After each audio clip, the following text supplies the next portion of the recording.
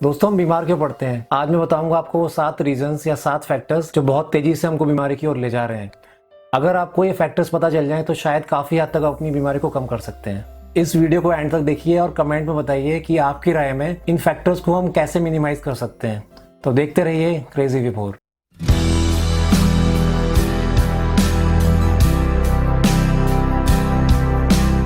Hello दोस्तों, मैं हूं विभोर और आप देख रहे हैं क्रेजी विभोर। चलिए आगे बढ़ते हैं। तो वो मेन 7 रीजंस हैं ये।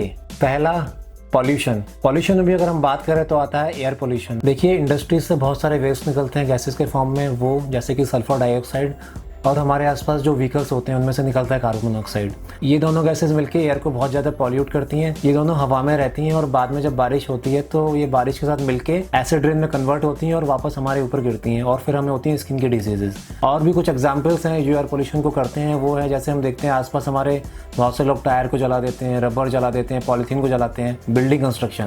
बिल्डिंग कंस्ट्रक्शन से क्या होता है, जब बिल्डिंग बनती है तो आसपास के एयर में बहुत ज़्यादा डस्ट के पार्टिकल्स डेवलप हो जाते हैं और वो पार्टिकल्स जब हमारे अंदर आते हैं तो हमें लंग्स की प्रॉब्लम होनी शुरू हो जाती है। दूसरा पॉल्यूशन है वाटर पॉल्यूशन। देखिए, हम लोग जो पानी पीते हैं वो भी कहीं ना कहीं से आ रहा होता है, या तो किसी नदी से आ रहा होता है, या किसी तालाब से आता है, या फिर किसी झील से आ रहा होता है।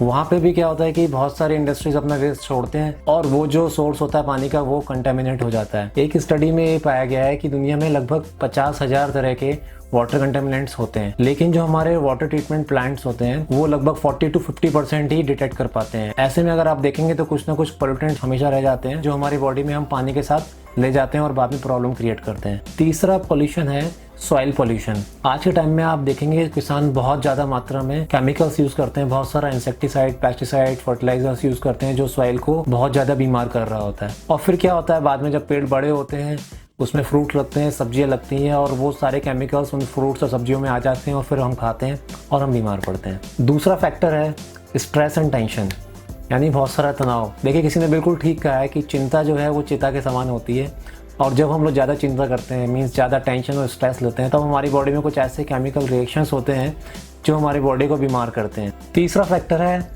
Lack of exercise. देखिए, इस टॉपिक पे मैंने बहुत डिटेल में बताया था अपने पहले वाले वीडियो में, तो आप जाके उसको देखिए, चेक करिए और आपको समझ में आ जाएगा कि एक्सरसाइज हमें क्यों करनी चाहिए। चौथा फैक्टर है एडल्ट्रेशन, यानी खाने में मिलावट। जो भी हम खाना खा रहे हैं उसमें मैक्सिमम चीज़ों में मिलावट होकर आ रही है, चाहे वो मसाले हों, चाहे वो फ्रूट्स हों या वेजिटेबल हो। हरी सब्जियों को और हरा करने के लिए, ताज़ा दिखाने के लिए उनको हरे रंग में डाल दिया जाता है और फिर वो हम लोग खाते हैं। लौकी में इंजेक्शन लगा दिया जाता है जिससे कि वो और लंबी हो जाए। वाटरमेलन यानी तरबूज, इसमें भी इंजेक्शन लगाते हैं लाल रंग का जिससे कि वो अंदर से लाल निकले, मीठा निकले। मैंने अभी लास्ट वीक एक वीडियो देखा था जिसमें एक दुकानदार, जो फलों का एक दुकानदार है, वो लीची पे लाल रंग का स्प्रे पेंट कर रहा है। ये बहुत ज़्यादा नुकसान करने वाला है। पांचवा फैक्टर है पेस्टिसाइड एंड इंसेक्टिसाइड। देखिए, आज हम जो भी खाना खा रहे हैं उसको उगाने में बहुत ज़्यादा केमिकल्स हम लोग यूज़ कर रहे हैं। बहुत सारा इंसेक्टिसाइड और पेस्टिसाइड यूज़ हो रहा है जिससे कि उस फसल को बचाया जा सके कीड़ों से। फलों के ऊपर और सब्जियों के ऊपर उसका छिड़काव होता है तो वो उसकी स्किन को भी, जो आउटर लेयर है उसको भी वो ब्रेक करके अंदर चले जाते हैं, तो आपके छीलने के बाद और उसको धोने के बाद भी वो उसके अंदर से नहीं निकलते हैं और कहीं ना कहीं आपकी बॉडी में जा रहे होते हैं, जो एक बीमारी का बहुत बड़ा कारण बनता है। छठवां फैक्टर है स्किपिंग ऑफ मील। होता क्या है कि हम लोग कई बार बहुत जल्दी में होते हैं तो हम लोग ब्रेकफास्ट छोड़ देते हैं या लंच छोड़ देते हैं, या फिर स्पेशली वो लोग जो डाइटिंग पे होते हैं उन्हें लगता है कि अगर वो किसी टाइम का अगर मील छोड़ देंगे तो उनकी कैलोरी के इंटेक कम होंगे और वो वेट लूज़ जल्दी करेंगे। लेकिन ये एक मिथ है। देखिए, बॉडी जो है बहुत इंटेलिजेंट तरीके से काम करती है। उसे पता होता है कि उसे कब खाना मिलने वाला है और जब उसे वो खाना नहीं मिलता है तो वो बॉडी का जो मेटाबॉलिज्म होता है उसको वो कम कर देता है, यानी कि आपकी बॉडी में एनर्जी कम जनरेट होगी।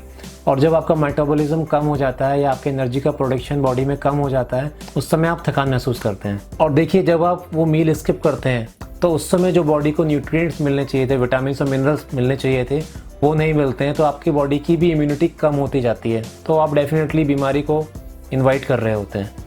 Last but not the least, सातवां फैक्टर है हाई कैलोरी डाइट। देखिए, आज के अगर हम खाने की बात करें तो जो भी खाना हम खाते हैं उसमें कैलोरीज बहुत ज़्यादा होती हैं, न्यूट्रिशन बिल्कुल नहीं होता है। और ये सारे फूड हमारे बॉडी को नुकसान पहुंचाते हैं क्योंकि इसके अंदर होता है ट्रांस फैट, एक ऐसा फैट जो बॉडी के लिए जहर है। और जब आप लगातार ऐसा हाई कैलोरी वाला फूड खाते रहते हैं तो होता क्या है, आपका बॉडी का वजन बढ़ता है, फिर हमें बीमारी होती है, उसको हम बोलते हैं ओबेसिटी। और अगर ओबेसिटी की स्टार्ट आपके बॉडी में हो गई है तो आप ये जान लीजिए कि वो एक आमंत्रण है, वो एक इनविटेशन है बाकी बीमारियों के आपके बॉडी में आने का। फॉर एग्जांपल अगर आपको ओबेसिटी होती है, आपका वजन बढ़ता है, तो आपके बॉडी में बहुत ज़्यादा चांसेस बढ़ जाते हैं हार्ट के प्रॉब्लम्स होने का और डायबिटीज़ होने का। तो ये थे वो 7 फैक्टर जो आपको बीमारी की ओर बहुत तेज़ी से ले जा रहे हैं। दोस्तों आज के लिए इतना ही। हेल्दी रहिए, खुश रहिए। अगर आपको ये वीडियो पसंद आया तो इसे लाइक कीजिए, और अगर आप लोगों की मदद करना चाहते हैं तो इसे शेयर कीजिए। और हाँ, इस चैनल को सब्सक्राइब करना बिल्कुल ही मत भूलिएगा, क्योंकि मैं आपके लिए ऐसे कमाल की वीडियो लाता रहूँगा। तब तक के लिए बी क्रेजी, स्टे क्रेजी।